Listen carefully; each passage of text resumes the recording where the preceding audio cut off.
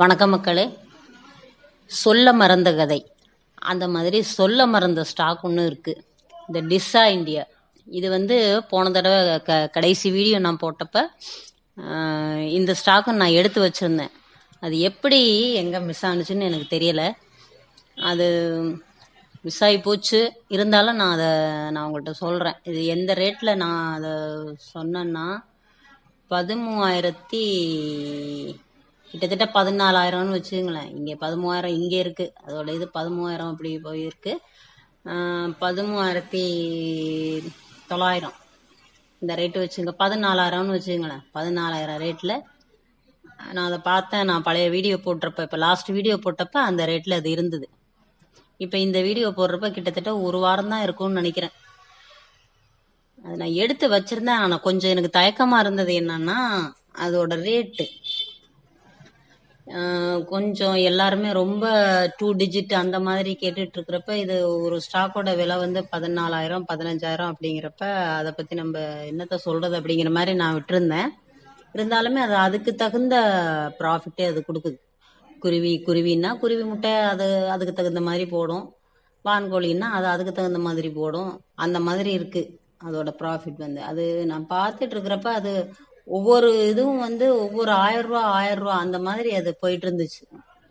கடைசி 3 நாள்லாம் ஒவ்வொரு 1,000 ரூபா போணுச்சு. அது கரெக்டாக 17,000 தொட்டுச்சு. 17,200 என்னமோ போணுச்சு. அது பார்த்துட்டே இருக்கிறப்ப அந்த 17,000 அது திருப்பி அதோட இது இங்கே பாருங்க, இதை டச் பண்ணிட்டு சரசரன்னு அது கொஞ்சம் இறங்க ஆரம்பிச்சு. இந்த பார்த்த ஒரு கொஞ்சம் நேரம் தான், அதுக்குள்ள அது சரசரன்னு இறங்க ஆரம்பிச்சு.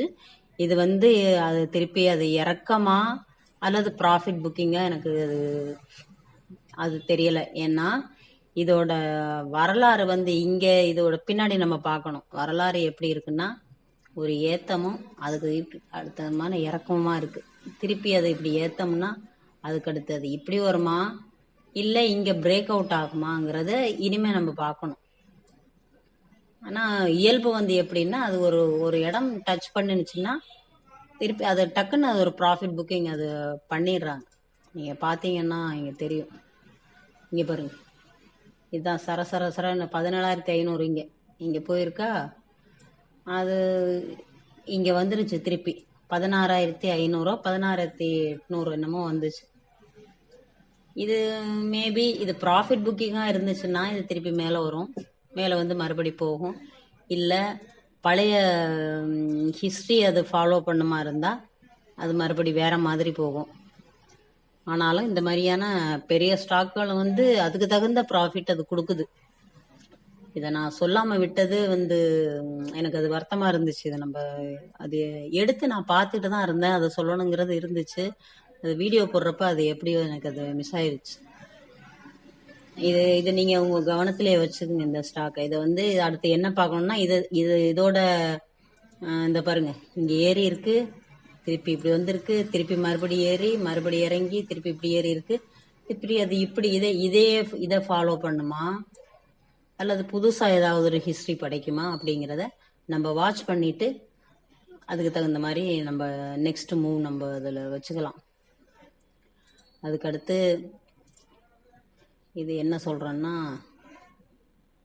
பாரத் ஃபோர்ஜ் அதுவும் என்ன பண்ணுதுன்னா, ஒரு ஏத்தத்துக்கு அப்புறமும் இங்க பாருங்க, இந்த ஏத்தம் இங்க இறங்குதா.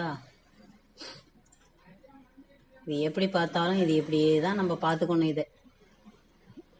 இந்த மூமெண்ட் பாருங்க, இது இப்படி ஸ்ட்ரைட்டா இப்படி ஏறினாலும் இதை ஒரு சின்னதா இதை ஒரு சைடு வைஸான இது ஒரு கொஞ்சம் அது கன்சால்டேஷன் தான். ஒரு சின்ன ஒரு இது திருப்பி மேலே மூவ் ஆகுது. திருப்பி இது மேலே மூவ் ஆகுது. இதுவும் நீங்க பார்த்துக்கலாம்.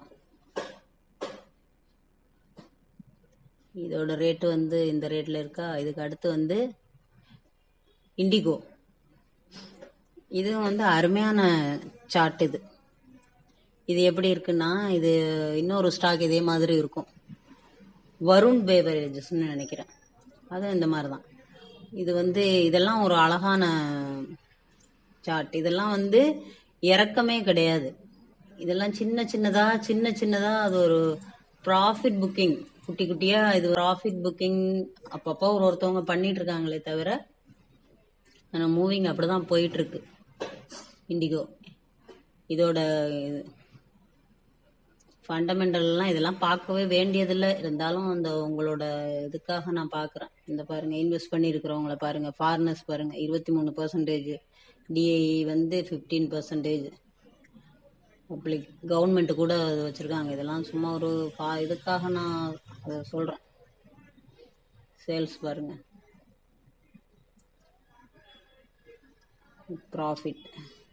ப்ராஃபிட் இங்க கொஞ்சம் மைனஸ் காமிச்சிருக்கானே எதுக்கு?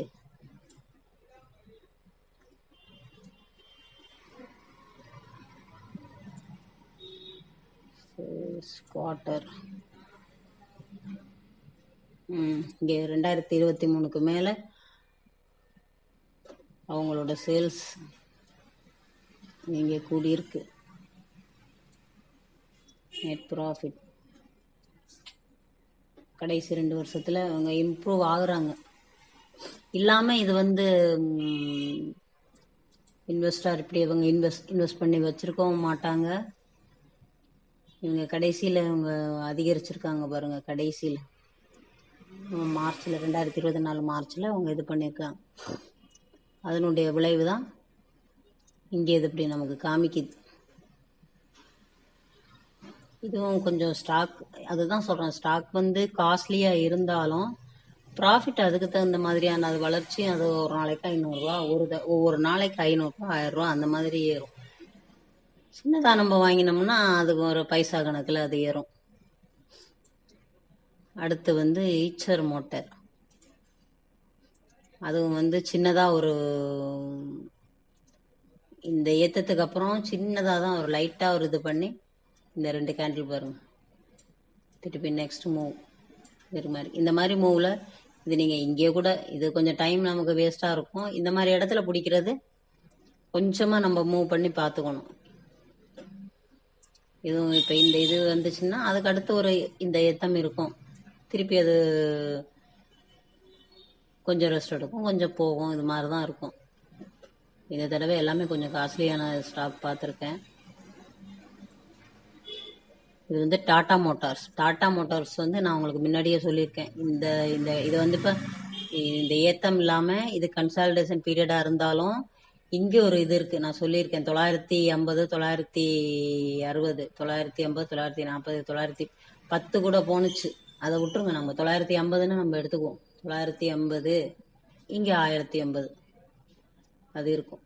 இது வந்து கன்சாலிடேஷன் பீரியட்ல எடுக்கிற ப்ராஃபிட் தான் நான் சொல்றேன். ஸ்விங்குன்னு வச்சுக்கோங்க. அந்த கன்சாலிடேஷன்ல உங்களுக்கு இந்த இறக்கம் போய் அடுத்தது இப்போ ஸ்டார்ட் ஆகுது. இந்த இடத்த நான் சொல்றேன். இது மாதிரி இடத்துல தான் எப்பயுமே நம்ம எடுக்கணும். இது மேபி இங்க வந்து அவன் எப்ப வந்து பிரேக் அவுட் ஆவாங்கிறது தெரியாது, எப்ப வேணாலும் ஆகலாம். உள்ளபடிக்கு இதெல்லாமே நம்ம வந்து லாங் டேர்முக்கு அதை போட்டு வச்சுக்கிற இந்த மாதிரியான ஒரு இடத்துல நம்ம இன்வெஸ்ட் பண்ணியே வச்சுக்கலாம். இப்படி ஒரு இறக்கத்திலேயே கொஞ்சம் கொஞ்சம் பணம் போட்டு வச்சுக்கலாம். இல்ல நம்மளால அது முடியாதுங்கிறவங்க இந்த இடத்துல வாங்குறதும், இந்த இடத்துல கொடுக்கறதும், இந்த இடத்துல வாங்குறதும், இந்த இடத்துல கொடுக்கறதும் அந்த மாதிரி எடுத்துக்கணும். இது ஒரு இதை அவன் மெயின்டைன் பண்றான்ல, இதுக்கு கீழே அவன் வரல, இதை மெயின்டைன் பண்றான்னா அடுத்து இதை அவன் மெயின்டைன் பண்ணுவான். மேபி மேலேயும் போகலாம். இல்லைன்னா அதுக்கு அடுத்து இப்படி வந்து அவன் மறுபடியும் இப்படி போவான், அதுக்கப்புறம் இப்படி போவான், அந்த மாதிரி எடுத்துக்கலாம். இது வழக்கமா நான் சொல்றேன். இந்த இடம் இதை நீங்க பாத்துக்கணும். அதுக்கு அடுத்து வந்து ஐஓபி வந்து ஒருத்தவங்க கேட்டிருக்காங்க. அது எப்படின்னா, அவங்க இங்க இந்த 50, 60 இந்த ரேட்ல அவங்க வாங்கியிருக்காங்க. வாங்கிட்டு இந்த 80ல அவங்க கொடுக்காம விட்டுட்டாங்க. கொடுக்காம விட்டு இப்ப இந்த கன்சாலிடேஷன்ல அவங்க மாட்டிக்கிட்டாங்க. இதை திருப்பி இந்த இடத்துல கொடுக்கறதுக்கு அவங்களுக்கு கொஞ்சம் இதா இருக்கும். மறுபடியும் இந்த ரேட்ல பிடிக்க தான் அவங்களுக்கு விருப்பம் இருக்கும். அதுதான் வந்து நம்ம அந்த ஒரு ஃபைனல் ரேட்டுங்கிறத நம்ம வந்து எல்லா ஸ்டாக்லையும் நம்ம பார்க்கவே முடியாது. இதுதான் இதுன்னு ஃபைனல்னு சொல்ல முடியாது. கரெக்டா இந்த கேண்டில் இங்க போடுறான் பாருங்க, இந்த இடத்துல நம்ம அது வெளியில வந்துடும். இந்த மாதிரி ஸ்டாக் எல்லாம் இந்த மாதிரி தான் இருக்கும். அடுத்த ஒரு கன்சாலிடேஷன் இப்படி போயிட்டு இருக்கும். இன்னொன்னு சந்தோஷப்பட்டுக்கணும், அவன் இதுக்கு கீழே வரல. இந்த 60க்கு கீழே அவன் வரல, 59, 60க்கு கீழே வரல. இங்கேயும் கொஞ்சம் லைட்டா இப்படி போறான் பாருங்க, இங்க இப்படி போறான் பாருங்க. இது வந்து நல்லதுதான். இப்போ இங்க இந்த இடத்துக்கு வந்துட்டு இந்த 69 70க்கு வந்துட்டு திருப்பியும் அவன் இறங்குறான். இங்க பார்ப்போம், 1 hour பார்ப்போம். இங்க பாருங்க, இங்க இங்க இந்த 67 இருக்கா, திருப்பி மறுபடியும் இதை இந்த 70 வரலாம். 70 வந்துட்டு திருப்பி போறான்னா அதுக்கப்புறம் எங்க இந்த 80, அது 80 தாண்டிட்டான்னா அடுத்தது 90. இதோட 60க்கும் 90க்கும் இடையில நான் பழைய வீடியோவில் நான் போட்டிருப்பேன். ஐஓபியோட ஐஓபி அசோக் லேலண்ட் அதெல்லாம் அதோட இது வந்து அந்த மாதிரி தான் இருக்கும். 50, அப்புறம் வந்து 80 90 80 அந்த மாதிரி தான் இருக்கும். 80க்கு அப்புறம் 120, 90 வந்துச்சுன்னா அப்புறம் 120 அந்த மாதிரி இருக்கும். இது வந்து கன்சாலிடேஷன். இந்த கன்சாலிடேஷனுக்குள்ள இருந்துகிட்டு அவங்க இன்னும் சந்தோஷப்பட்டுக்கணும். ஏன்னா இது கீழே வரல, இல்ல கன்சாலிடேஷன்ல இருக்கான், அவ்வளவுதான். கொஞ்சம் காலம் நமக்கு அது போகும். அதுதான் நம்ம சில விஷயம் கொஞ்சம் குறைவா இருந்தா கூட சில அது எங்களுக்கு ஃபீலா இருக்குன்னா அதை நம்ம இந்த கொடுத்துட்டு தான் வந்துடணும். கொடுத்துட்டு வந்து திருப்பி வேற ஏதாவது ஒண்ணு இல்ல, நம்ம ஒரு இதுல நம்ம விட்டுட்டோம்னாலும், இப்போ டாடா மோட்டார் சொல்றோம் பாருங்க, அது இறங்குது அப்படிங்கிறப்ப நம்ம அதுல போட்டு பாத்துக்க வேண்டியது இல்ல. மொத்தமா நம்ம வந்து ஏதாவது ஒரு ஸ்டாக்ல இன்வெஸ்ட் பண்றதுங்கிறது வேற. நமக்கு வந்து நம்ம பணத்தை இந்த மாதிரி தான் நம்மளால போட்டு எடுத்துக்க முடியும். அப்படிங்கிறப்ப அடுத்தடுத்து நமக்கு வந்துகிட்டே தான் இருக்கும். மார்க்கெட் வந்து கொடுத்துக்கிட்டே தான் இருக்கும். ஏதோ ஒரு விதமா ஏதோ ஒரு நம்ம தேடிக்கிட்டே இருக்கணும். திரும்ப திரும்ப ஒரு நம்ம புதுசா எல்லாத்தையுமே தேடணும்னு கிடையாது. தேடினா நல்லதுதான். ஏதாவது நம்ம பார்த்துக்கிட்டே இருக்கிறப்ப நமக்கு கிடைக்கும். இல்லைன்னாலும் ஒரு 10 ஸ்டாக் நம்ம எடுத்துக்கிட்டோம்னு வைங்களேன், அந்த 10க்குள்ளயுமே நம்ம திரும்ப திரும்ப நமக்கு வாய்ப்பு கிடைச்சிக்கிட்டே இருக்கும். இப்ப நான் சொல்றதும் கூட மோஸ்ட்லி அந்த மாதிரி தான் இருக்கும். இந்த டாடா மோட்டார் சொல்றேன், பிஎஸ்சி, இந்த பிஎஸ்சி எல்லாம் பாருங்க, பிஎஸ்சி எல்லாம் அவ்வளவு அழகா அவன் கொடுத்துட்டு இருக்கான், வளர்ந்துட்டு இருக்கான். வளர்ந்த வரைக்கும் கொடுத்தான், அது வேற விஷயம். அவன் கன்சால்டேஷன்லயுமே அவன் அவ்வளவு தூரம் கொடுப்பான்.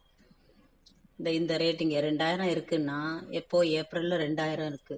இப்ப மே எவ்வளவு இருக்கு, 2200. மே மாசத்துல அவன் 3000 தொட்டிருக்கான். 3000 தொட்டு திருப்பி 2600 அவனோட சப்போர்ட் இருக்கு. 2000. இப்ப நான் இது எடுத்திருக்கிறது வந்து இந்த கேண்டில் இங்க போட்டிருக்கான் பாருங்க, இது போட்டிருக்கான். இது இப்ப அடுத்த நமக்கு வந்து இங்க வந்து அவன் நம்மளுக்கு வந்து இது கன்ஃபர்மேஷன் கிடைக்கல இன்னும்.